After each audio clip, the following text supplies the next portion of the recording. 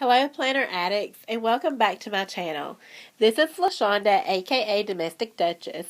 What I'm going to do today is give you the last and final run of my super cute novelty daytimer home management binder. I do plan my days by here, events and homework, homeschool, and my home management. So I'm just going to go through this planner, the way that it's set up, and this is the way it's going to remain for the rest of the year. Okay, so all the front of this remains the same because it's the setup that changes in the middle, not in the front. This is just the introductory pages, so that always remains the same. What normally and typically changes is all this stuff in the middle. So here we have monthly. This is the planner section of it. And it begins with July of 2014, and it goes all the way through to December of 2015. What I've done is set it up in a way that I can check box a lot of different things off. For example, I'm going to zoom in closer so that you guys can see exactly what these Family Plus pages look like. Over here is where I record the sermon series and the scripture and the topic for our church. And here is where I do the phone calls, emails, and things like that. And then I delegate the day by which I did that. Also, there is the month that we're currently in over to the top left-hand side of this page. And you can break it up into family members or activities in these little boxes across the top. I've chosen activities. Under me, I have the SO section, which is an acronym for Scripture, Exercise, and Water. Kids, church, events, and others. And they run vertically, and the days run across. So under kids, I have the initials MRWC, which stands for math, reading, writing, and chores. And then my children's initials, J is Justice, L is Liberty, N is Noble, and J is Jalen. And so they run also vertically Monday through Friday. Here is where I denote church events, and then these are just other events, and these are just others. So it kind of runs church events or others, so I can write across like here, or I can write down to fill in if I need to. These boxes are, this tells what scripture I need to be reading that day to keep up with my daily Bible reading. And then over on this page, it's a little different, which is really cool. I really like this setup. It has over here school and community. And I use this as my menu and grocery list when I'm going to the grocery store, my budget, my lesson plans, my Bible study days, cleaning out my car on this one, and this is denoted by the day. Then over here is my home management, like the rooms that I'm cleaning on what particular day. Here is a detailed cleaning list. This says dinner menu, but I'm a stay-at-home mom, so I do breakfast, lunch, and dinner. So I've actually used this as the detailed cleaning day. Mondays is the master suite, bed, bath, laundry, and closet. My son's on Tuesday, Isaiah, bed, bath, laundry, and closet. My daughter's bed, bath, laundry, closet, Liberty. And then the boys, the little boys, bed, bath, and laundry. Well, and then on Thursdays, I'm switching this around. I'm going to do my bathroom mopping on Thursdays. Here is just notes and things of reminders and things like that. Then on Saturday, I have a deep cleaning day, and I'll show you more about that at the back of the binder underneath this cleaning section right here. I will show you how that's broke up and how I use that there. So this was run like this, and it's filled out all the way up through April. In April, it's pretty blank except for this deep cleaning section. So then we go to the weekly tab. And this is just a cute Project Life cards that I put in here. Here is actually a reminder sheet of just a daily reminder of things to do. And then I can check box it when I get done. Like load the laundry, make the bed.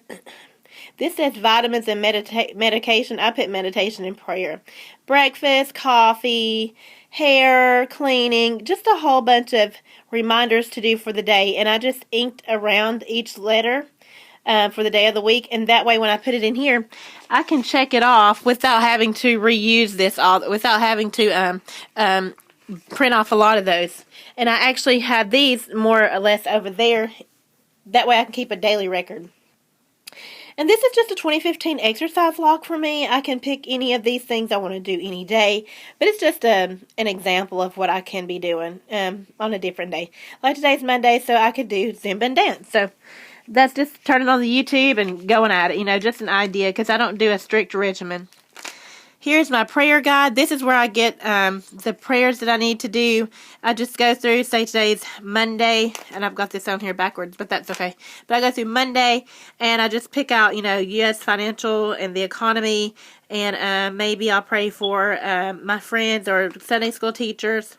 And these, of course, are accolades to the Father that I've made a list of, just something just to keep my prayers fresh, as I have said once before. And this is on the week, this is the different weeks of the month of the sermon series that my pastor goes over. Then we have the daily tab. And this just shows the daily general plan for each day. I have on the back a homeschool section and a home management section. And the homeschool section here is basically what I plan to do that day. A lot of times what I plan to do doesn't get done.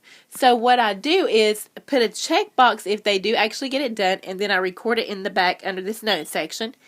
And what they don't get done, I put an arrow and it goes to the next day. And then here's home management, and that's where this new section is that I came up with for cleaning. It goes there. And so the reason why I created these sheets is because there's other things other than homeschool and home management that I want to get done, like organize and record receipts, make a budget for our income tax, research refrigerators, those little things that didn't really have a place to go on the weekly schedule in the front. So I wanted to add those. Under the to-do tab, we have this section of taking care of me, and that's where that hygiene section's coming in.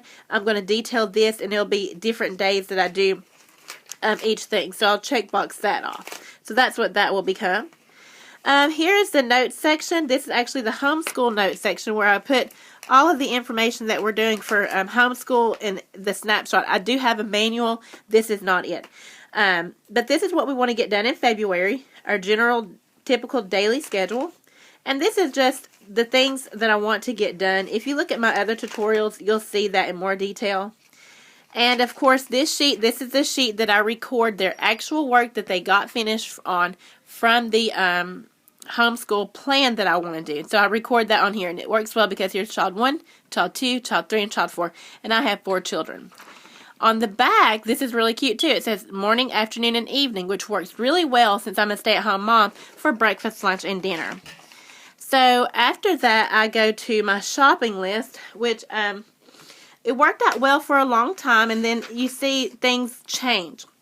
And so what I had to do is I had to split this up into a food shopping list, a home shopping list, and a personal shopping list, because these items were getting mixed in here, and I would forget about them. Also on the back is the to-do. So homeschool to-do, home and car to-do, and then personal to-do. And that worked out well as well. But as time went by, I wasn't taking this big thing into the grocery store. So I came up with this in my financial planner. This is what I have for my wallet. This is what I carry with me. I put the list of all the fruits, vegetables, and things down that I normally buy. And then I put them in this little sleeve here. And so whenever I get ready to go to the grocery store, this is already in here. Once I make my menu, I just take my wet erase marker and I put a dot by the things that I want to get. Once I purchase them, I just mark them off. When I get done with that and I'm ready for the next week, I just take my wet erase cloth and erase it off. And all of it comes off very easily. So I don't have to keep writing it and wasting the same paper over and over. And if it's not on this list, I can just take one of these little flags from this sheet right here and write it down and stick it on there. I do have the other things like on the back. So that works out better because it's already coming in the grocery store with me. If I see something, I can grab it. So what I'm going to use these for are items for renovations, repairs, garden things like that. Because this paper will run out making a grocery list every week. So here's my cleaning list. And this is just basically the dressing room. If you look here on the back of this to-do list, I have a list of all the rooms in my home. And basically what I do is I broke it up into categories. Week 1 of January is to detail clean my dressing room. Well, here is the list of the things that I want to do. And what I'll do is I just go back to these daily pages right here. And I put one of these here, or a couple of them here, for whatever day that I'm detailing that room. See, this is detail the laundry area. So, but week 1 in January, let's get to January real quick. week 1 of January, I'm detailing my dressing room. So on the back of here, I'll take one of these, and on the daily pages for January, I'll flip here and put it there and check off if it's done. So that's what this section is used for, and that's all the rooms of my house and things like that. So this is the cleaning checklist guide. And the pens and the notebook. Basically, I have too many rooms in my house to try to do this on a basic 2-week cleaning schedule. That's just not going to work. So that's why I have this in here like that. A lot of the reasons why this changed is because I got a new car for Valentine's Day, and my husband decided that it would be great if I could maybe, put some of my stuff in my car. So I thought that was a good idea too, because sometimes when I'm doing bills, I don't have what I need with me. So I've changed this a little bit, and I have made this back into the original file cabinet. The only thing is that I don't have all that extra paper and stuff in there. It's just a few things. So here's some notes. This is just basic family information. So when my kids start to school in August, I'll have all this information there filled out, and it'll be with me if I need to go pick them up, healthcare information, things like that. Also, like contact information, like my budget information, like if I'm out and I need to schedule a hair appointment or make out a check for a bill or something. It's all right here. New members and phone numbers, things like that. So this will be going and staying in my new car. So the back part has stayed the same as well. The page flags and things. And I do have all those pins and those things in my car along with the clipboard. And I'll do a car tour of my office quote set up in my car. So that's the main reason why this had to change once again, because I needed this to go into my car so that I would have access to the information and things that I needed in there.